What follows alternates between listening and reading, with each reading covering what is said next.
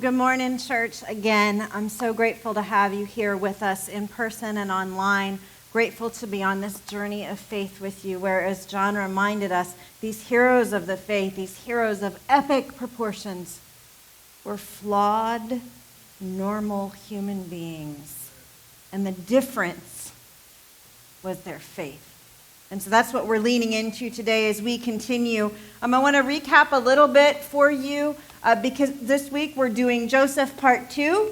Because while there are great heroes of the faith where we can take and look at a circumstance in their life where they had the opportunity to really lean out there and show us tremendous faith, Joseph's life is like an opportunity for heroic faith. Joseph is caught in this series of unfortunate events that seems to go on and on, sequel after sequel. And so I want to remind us, last week we talked about having the faith to wait. When we receive a promise from God, whether that's in prayer or something spoken over us, or whether it's one of the promises in Scripture, that sometimes we need to have the faith to wait to share that, because not everything is meant to be shared out of the gate, as 17-year-old Joseph learned in a very challenging and difficult way. And then also we learned about having the faith to stand. The faith to stand for what's right, even when others invite us to fall. Even when the world invites us to fall. And in that standing and doing what's right and being who God called us to be, we dealt with the reality that sometimes God will allow us to be in a season of captivity so that He can reveal His glory to others. Sometimes God will allow us to be in a season of testing and trying and unfairness to reveal His glory to our captors. And as difficult as a word as that is, to remember that God is faithful in the midst of that, and as we lean forward in faith, to not lose hope. And so I want us to remember that as we got to the end of last week, right, we had Joseph, who was in the service to Potiphar. He's been enslaved and in prison because his brother sold him off. But it's okay because he's experiencing favor in Potiphar's house. And then we have this little dilemma. The kids aren't in the room where Potiphar, well, some of you are online, it's okay, I will still be appropriate. But Potiphar's wife gets the hots for Joseph because he is a strapping, strong young man. And Joseph is standing saying, I will not sin against God. I will not sin against my master and discredit God in the midst of that. And Potiphar's wife falsely accuses Joseph, which is really not fair because Joseph stood and did what was right. And we want the Disney ending where God swoops down and rescues, but that didn't happen. As a matter of fact, we left off with Joseph back in prison. Like Potiphar himself didn't even realize his wife was the cheat. Like, how unfair was that, right? And yet, it wasn't just that Joseph was back in prison. Because Joseph wasn't in prison alone. The Lord was with him. And in that, I invited you to wait on that word from God, to wait on God's timing, to not rush ahead and make your own plan like I tend to do sometimes, find my own solution for the word to get to what God has told me. I invited us to have the faith to stand for what we know is right, to embrace godly truths instead of worldly truths, whether that is at work, whether that is in how we parent, how we function in our marriage, or how we function in our checkbooks. To stand even when it costs us. Because standing for what is right will sometimes cost us dearly, just like it did Joseph. So with all of that happiness, right? With all of that challenge, Joseph continues to exhibit heroic faith. So I want to invite you into the rest of the story with me. I want us to pick up where we left off, and I want to invite you to read with me. We're going to be in Genesis. We're going to start out in Genesis 39b and read forward a little bit. Would you read with me? I think we have that. So Potiphar left everything he had in Joseph's care. Okay, pause right there. Hold on, sorry. We're going to skip forward a little bit.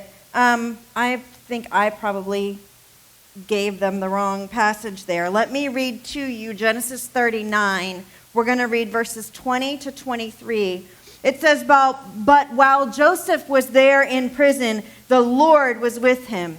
He showed him kindness and granted him favor in the eyes of the prison warden. So the warden put Joseph in charge of all those held in the prison, and he was made responsible for all that was done there. The warden paid no attention to anything under Joseph's care because the Lord was with Joseph and gave him success in whatever he did. Does that sound familiar to you? Does that sound like what happened when Joseph was imprisoned in Potiphar's house? Like Potiphar put Joseph in charge. Now the warden is putting Joseph in charge.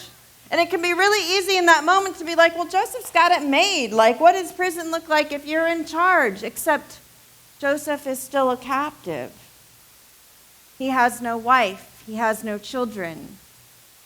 He may be in charge, but in a culture that is completely about family, he has no idea where his family is, if his father still lives, if his little brother is there. Have you ever, let me ask, have you ever been in a place where you feel like you're stuck in this perpetual Groundhog Day of captivity? Like, there's good things going on, but still it's not where you're supposed to be. And no matter how hard you try, no matter how many times you do the right thing, you seem to be repeating the same pattern over and over. And you guys, sometimes that's about us. Sometimes there's a lesson we haven't learned. Sometimes God is trying to get our attention on something. And sometimes it's not. Sometimes it's about other people. And so chapter 40, right? Chapter 40 takes us from Joseph's imprisonment to this phrase, right? Oops, I'm in 41. It says, sometime later, so Joseph is in prison. Sometime later, the cupbearer and the baker of the king of Egypt offended their master, the king of Egypt. Pharaoh was angry with his two officials, and he put them in the custody. So basically, Pharaoh, who is the most powerful man on the planet, takes his cupbearer, which is a very powerful position, and he takes his baker, chief baker, and he throws them into prison, and they're in prison with Joseph. And so Joseph is moving along, and he sees these high officials, and Joseph is in the midst of his own stuff, right? Like, some time later has passed, and Joseph is still in prison. Joseph, who has this holding on to a promise that God gave him as a youth, that he would somehow be in charge, that he would be esteemed, that his family would surround him. And sometime later, he's still in his own mess. He's still in his own captivity. And here come these two officials, the cupbearer and the king. And what does Joseph care? The cupbearer and the baker to the king. What does Joseph care? This is the Pharaoh that has him in prison. So what's the big deal, right? Like, how is Joseph's attitude? And how would my attitude be in the midst of that? But I love, as we read on in verses 6 and 7, it says, when Joseph came to them the next morning, let me back up a little bit. These guys are in prison, and they both have a dream on the same night. Different dream. They both have a dream. And they know that it's more than a dream. You ever had one of those dreams like there's something more to it? But they can't figure it out. And they're distressed by that. And they know there's something in the dream, but they don't have answers, and it is troubling them deeply, because being in prison isn't bad enough, but you think there's some answer, and you can't quite put your finger on it. And so that's where we see that it says in verse 6, chapter 40, when Joseph came to them the next morning, he saw that they were dejected. So he asked Pharaoh's officials who were in custody with him, why do you look so sad today? Can I point out that in the midst of his own imprisonment, in the midst of his own bondage and captivity, Joseph still saw the suffering of others?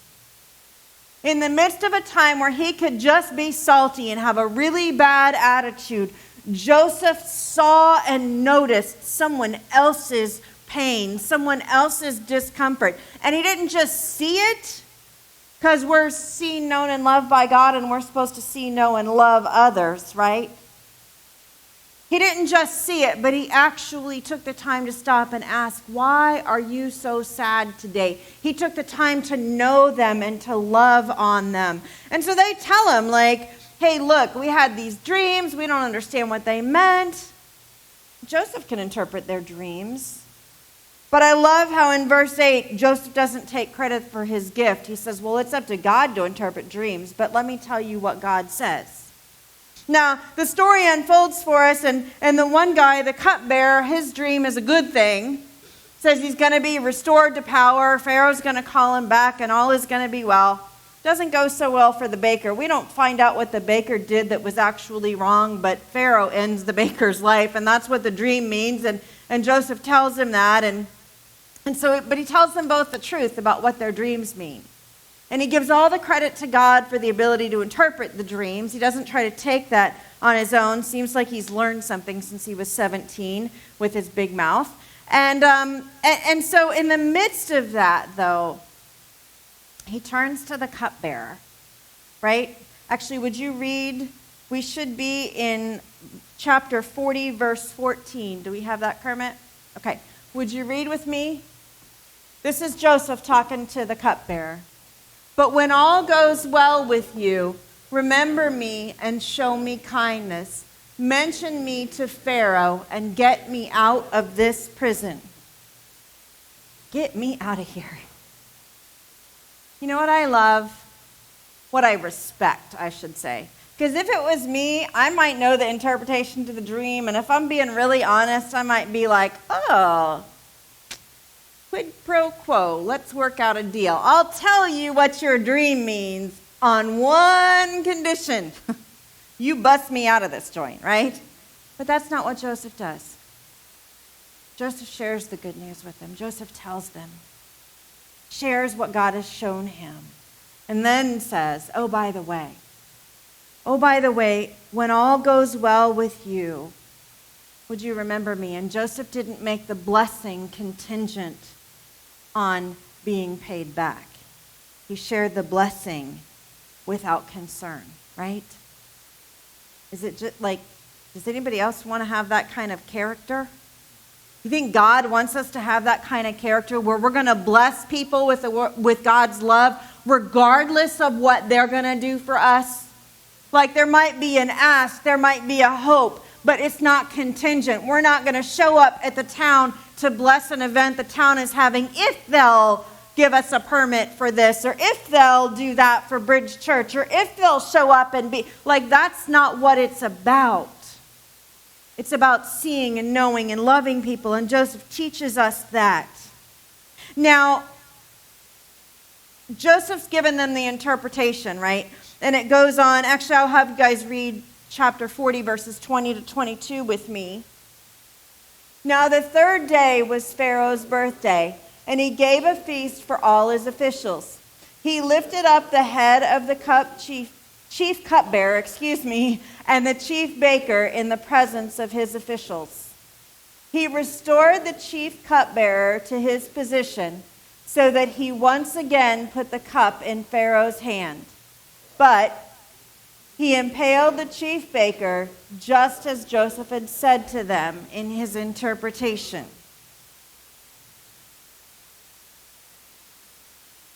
So the guy who's got quite a bit of power gets tossed into prison. He has a dream. He's greatly troubled. Joseph, the man of God, who is doing everything right, who is showing up to work every day, giving his best, being trustworthy, being righteous, being generous with the blessing of the Lord, tells him what his dream means. The interpretation comes true. It happens. If you're Joseph, or you're getting a little hopeful at this point, like, all right, the guy who's got some power is going to get me out of here. We read in verse 23, the chief cupbearer, however, did not remember Joseph. He forgot him. Have you been there? Have you ever been there where you help someone out? You do someone a solid. You show grace when you didn't need to show grace. You lean into a work project, and really it's not your project, it's not your responsibility, but you give it your all, and you turn it over to the other person, and you let them get the credit, and you think, they're going to mention me. You give it all you've got, and over again, you just get forgotten. How do you feel? You mad at the people who forgot you? You mad at God a little bit? Like, how's your attitude? Somebody's being honest in the room, probably. Little bit discouraged, a little bit disheartened. What we learn from Joseph is that heroic faith means having faith even when we're forgotten. Genesis 41 starts, when 2 full years had passed. When 2 full years had passed. Where's Joseph? Prison. Did Joseph do the cupbearer assault? Like was he hoping to get freed from? Is Joseph in prison justly? No. Is he doing everything right? When 2 full years had passed. How do I do when 2 weeks have passed and I'm in a bad situation? How am I when 2 months have passed and life is still unfair? Like, how often am I up in my prayer room going, God, excuse me, I'm doing what you asked me to do, God. It's been 2 weeks, 2 days, God. 2 weeks, 2 months, when 2 full years had passed. Yet here is Joseph still doing his best in the midst of his captivity to honor God, to hold on to his faith and honor God. So it says when 2 full years had passed, Pharaoh had a dream, right? And I want to tell you, Pharaoh has this crazy dream, and then he wakes up and he has another version of the same dream, and nobody can interpret the dream. And Pharaoh is pretty distressed, and Pharaoh is almighty and all-powerful as far as earthly people go at this point. And it says in chapter 41, verse 9, we learn, then the chief cupbearer said to Pharaoh, today I am reminded of my shortcomings. Oops. Today, I'm reminded. Now, there's the question, right? Was the cupbearer really reminded of his shortcomings, or did he think, I'm going to cash in with the Pharaoh because I know somebody who can answer the Pharaoh's distress. I'm going to be the solution person in this. So he tells Pharaoh about Joseph, who interpreted the dream, and Pharaoh sends for Joseph in prison, and Joseph comes and it says Pharaoh sent for Joseph in 14, and Joseph gets whisked out of prison, and they clean him all up before he goes into the most powerful man on the planet. Joseph has a few choices to make. One, he goes into the most powerful man on the planet who has him in prison in the first place. And 2, there's that cupbearer who has forgotten him for 2 solid years, telling the Pharaoh that Joseph could solve his problems. You think it even crossed his mind for a moment to go, I don't know what this crazy guy's talking about. You should have impaled him when you had the chance, Pharaoh. Or that he was a little bit salty. Why should I solve Pharaoh's problems? I'm imprisoned in this nation, and I don't belong here. But that's not what happens.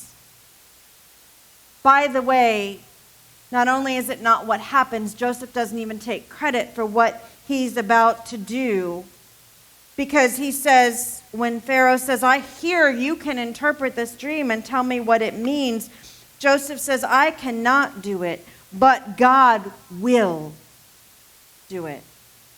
I cannot. I'm not leaning into my own gifts. See, heroic faith isn't about pride and boasting in what God has gifted us to do, right? Heroic faith points to God in the midst. Church, are we okay? Are y'all awake today? Do I need to get Mark to Zoom some espresso over here? Heroic faith isn't about taking credit for ourselves. It's about giving glory to God. He says, I cannot, but God will. Now, Joseph goes on to interpret the dream Pharaoh's had. He says, look, here's the deal. There's going to be 7 years of plenty, all the fields, everything's going to be there, all the grain is going to happen. But right after that, there's going to be 7 years of famine. And so what you need to do is you need to store up in the 7 years of plenty, because otherwise the people are going to starve to death. And then when you do that, you put somebody in charge so that when the 7 years of famine come, there'll be food. You'll be able to sell it to the people. Pharaoh, you are richest. You will get richer. Oh, by the way, the famine's just not in Egypt. It's everywhere. So all the nations will come to you. You will garner more power. You will garner more wealth. You just got to need to put a wise person in charge, Pharaoh. That's what your dream means. And he leaves it. He leaves it with the advice to Pharaoh that they find somebody wise to put in charge so that the people survive and so that Pharaoh gains more power. Would you read with me what Pharaoh's response is? So Pharaoh asked them, can we find anyone like this man, one in whom is the Spirit of God? Then Pharaoh said to Joseph, since God has made all this known to you, there is no one so discerning and wise as you. You shall be in charge of my palace, and all my people are to submit to your orders. Only with respect to the throne will I be greater than you. So Pharaoh said to Joseph, I hereby put you in charge of the whole land of Egypt. I hereby put you in charge of the whole land of Egypt. Verse 46 says that Joseph was 30 years old when he entered the service of the king. How old was Joseph when his brothers threw him in the pit and sold him into slavery? Do you guys remember? 17. That's right. He was 7. He is 30 years, 13 years. Did I do that math right? Yeah. 13 years of captivity and unfair and unjust. Heroic faith means knowing that when the world has forgotten you, God has not. Holding on to the fact that when the world has forgotten, God has not. And so Joseph enters the service of the king, right? He's 30 years old. Things are going on. Things unfold just like Joseph said they would in the dream, just like God revealed to him. There's 7 years of plenty. Joseph stores up all the grain. He does all these great business things. Then the famine kicks in. It says, towards the end of chapter 41, it says, when the famine had spread over the whole country, Joseph opened all the storehouses and sold grain to the Egyptians, for the famine was severe throughout Egypt. And all the world came to Egypt to buy grain from Joseph, because the famine was severe everywhere. Do you remember what Joseph's initial dream was that he mouthed off about? His initial dream were that these sheaves of wheat would gather around one sheaf of wheat that was his and would bow down to him. And now Joseph is in store of all the food source. And all the nations and all the people are coming. And yet Joseph still doesn't know where his family is. He still doesn't know where his brothers are. Now what happens on the other side of things is that the famine is happening for Joseph's family. And Jacob, Joseph's dad, is like, hey, I hear there's this guy. Why are you lazy boys sitting around here letting us starve? Go to Egypt. Go to the guy. We got plenty of money. Take the money. Go buy grain. Do you see the setup that's coming here? Do you remember what God showed Joseph in the very beginning?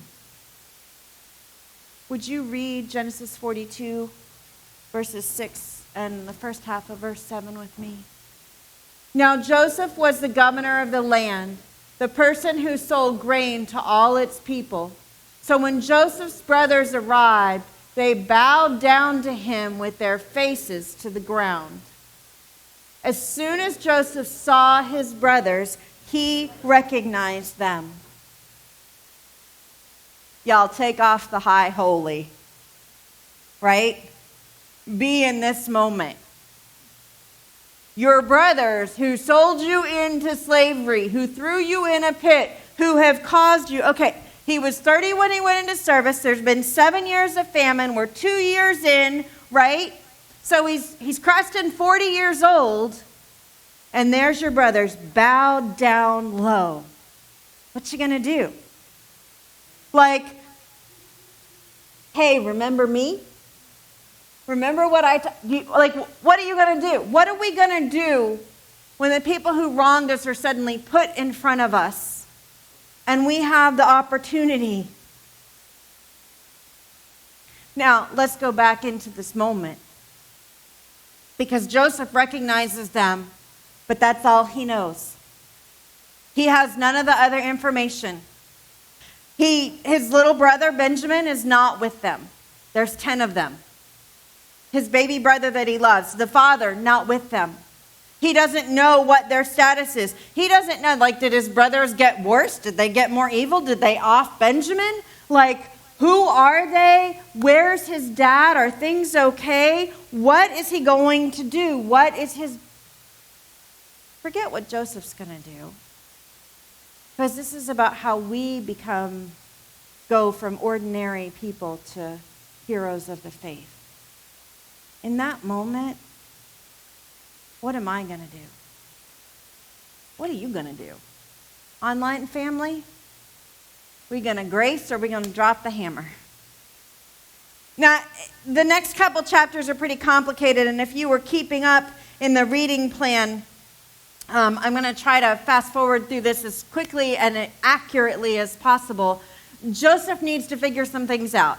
He needs to figure out if Benjamin is alive. He needs to figure out if his dad is alive. Where is Benjamin? What's going on? But he doesn't want to let on who he is. He doesn't want to give away his hand. And so he develops this scheme. He calls them spies. He learns about their family. He has them to dinner. He takes one of them and he's like, if you don't bring me the little brother to prove to me your story's true, because I just think you're a group of spies. By the way, they are baffled. Everybody from every other country is going and buying grain from this guy, and suddenly he's like the madman, right? Spinning all these stories, and they're just trying to get their footing. They're like, but here's all our money. We're not spies. We just came to buy grain. And Joseph's like, yeah, no, not buying it. You got to leave one. So they're like, okay, well, Simeon, looks like it's you. Stay in prison. We'll go back and get the baby brother. Prove to this guy we're who we say we are. All this confusion is happening. By the way, there's this really great moment where the brothers are talking, and it's they say, let me find my scripture. They said to one another, surely this is punishment for what we did to Joseph. Now, Joseph is standing right there. They have no idea Joseph speaks their language. He looks, sounds, talks, acts, walks like an Egyptian at this point. Insert the song, walk like an Egyptian, yeah. So all of that is happening, right? And they're like, well, this is because of what we did to Joseph. And Reuben, who wanted to save Joseph in the first place, was like, see, I told you. I guess that's Joseph's first window into the fact that Reuben was actually going to come back and save him, right? I told you not to do that to Joseph. And so they go back, they go to get Benjamin, and Dad is like, absolutely not. Simeon, he's over there in prison. I don't care. You're not taking my baby. I already lost Joseph. I'm still grieving. My heart can't bear the fact that I lost Joseph. There is no way I will let you take my other son, my child, my baby, to this guy. It's not happening. And so some time passes. They go through the grain. I guess the brothers, they didn't try to bust Simeon out. They didn't come up with a plan. They're just like, Simeon's rotting in prison. And they're like, well, Dad said, so here we go. And so that all transpires till they run out of food. Dad finally is like, okay, one of the brothers pledges, you guys keeping up? There's a lot of drama. See, there's a reason we have you guys in the reading plan throughout the week, so you can keep up with all of this, right? Family dysfunction from the audience, we hear. Yeah, can anybody else got family dysfunction going on? Anybody else got a couple doses of crazy going on? Yeah, I thought so. I know that we do. Pastor Rick, we don't have any dysfunction, do we? Yeah, all the dysfunction. Anyway, All this is transpiring. And the brothers take Benjamin finally, and they go back. And Joseph sees Benjamin, and his heart cries out. And I think at this point, Joseph just wants his brother and his dad. Like, he could care less about the rest of them. We don't know that for sure. But there's more scheming going on. Finally, the brother cries out, and he's like, "Sir," because he still doesn't recognize that it's Joseph. "Sir, my father will die from grief if we don't let our baby brother come home. Like, take me in his stead. My father will die from grief." And Joseph can't take it anymore. And again, Joseph has a choice to make. Would you read this verse with me? Joseph said to his brothers, "I am Joseph. Is my father still living?" But his brothers were not able to answer him because they were terrified at his presence. Then Joseph said to his brothers, "Come close to me." Pause right there. He has a choice to make. Heroic faith doesn't walk in vengeance. Heroic faith walks in humility. Joseph says, "Come to me." Let's keep reading. When they had done so, he said, "I am your brother Joseph, the one you sold into Egypt. And now do not be distressed and do not be angry with yourselves for selling me here, because it was to save lives that God sent me ahead of you." Heroic faith walks in humility. Humility is like a force multiplier. Humility is like Thor's hammer. Humility is like the atmosphere, the earth's atmosphere is to Superman. Humility is like Iron Man's suit. When it comes to our need to see things through a kingdom lens, to see things with a kingdom perspective, to have supernatural sight, for Joseph to see that he has been in prison all this time, not because his brothers are jerks, but because God had a plan that Joseph would rescue and save lives. You see, humility enhances kingdom vision, which is why heroic faith walks in humility. Are we okay? How are we going to be the next time? The next time we have the opportunity to serve up just desserts or to serve up grace? Will this lesson stick? I'm going to leave that there. We finally get the Disney ending, right? Better than Disney. We finally get the supernatural happy ending in this. The brothers weep. Joseph weeps. Pharaoh hears. Joseph sends. Joseph just doesn't send the food they need back. He sends the caravans to bring and move his entire family under his protection to where they can shepherd, where they can walk, where they can live their lives. He's reunited with his father. He's reunited with Benjamin. Everything is good. And finally, Joseph is actually walking in the promise that God made him more than 20 years before. How long will we hold on to God's promises, waiting for their fulfillment, without giving up our faith? Holding on and clinging to what God said will be. And in the midst of that, Joseph's character has gone from mouthy teenager to godly man. I think one of the truest pictures of Joseph's transformation actually comes a few years later. His father is dying. Actually, his father dies. We see in verse 50. And suddenly it occurs to the brothers that, Houston, there might be a problem.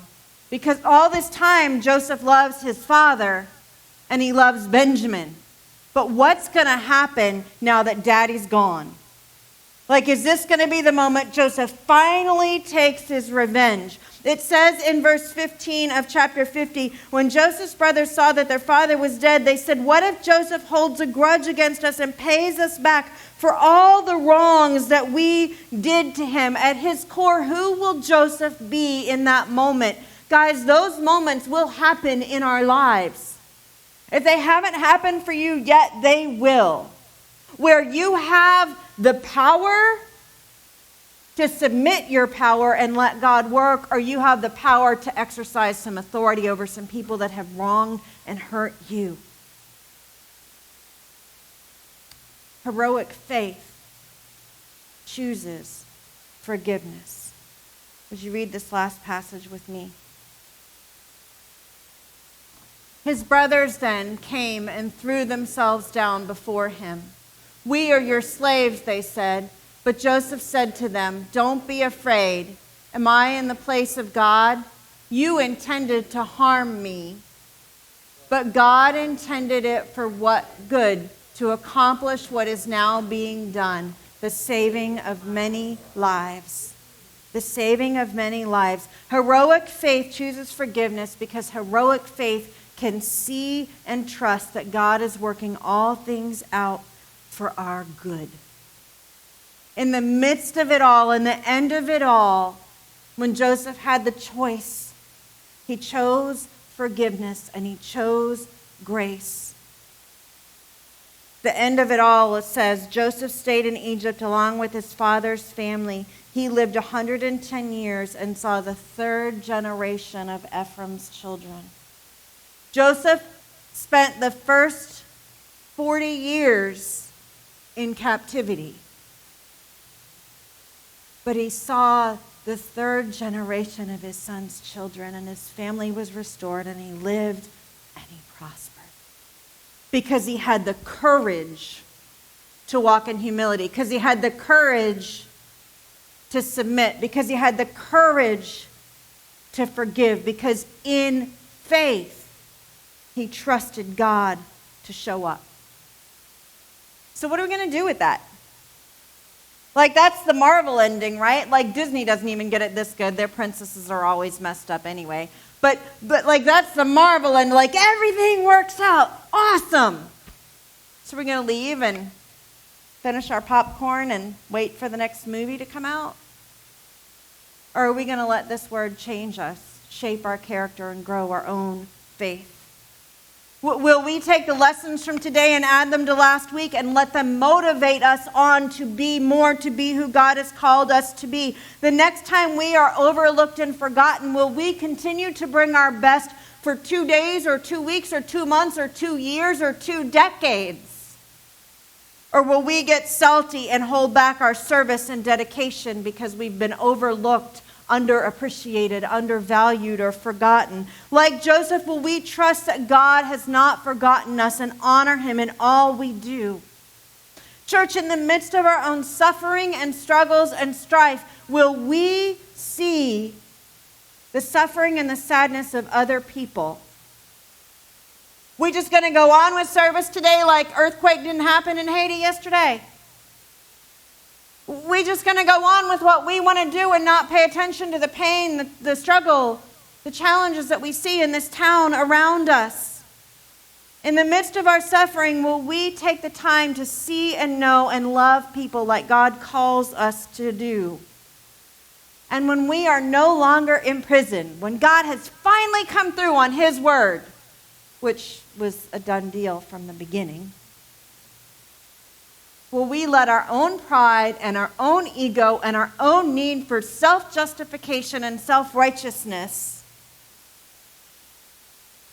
bring bitterness to that moment? Or will we choose to extend the blessing of forgiveness and walk in the grace that God has, taking us as flawed, everyday, normal people and molding us into the next generation of heroes of the faith?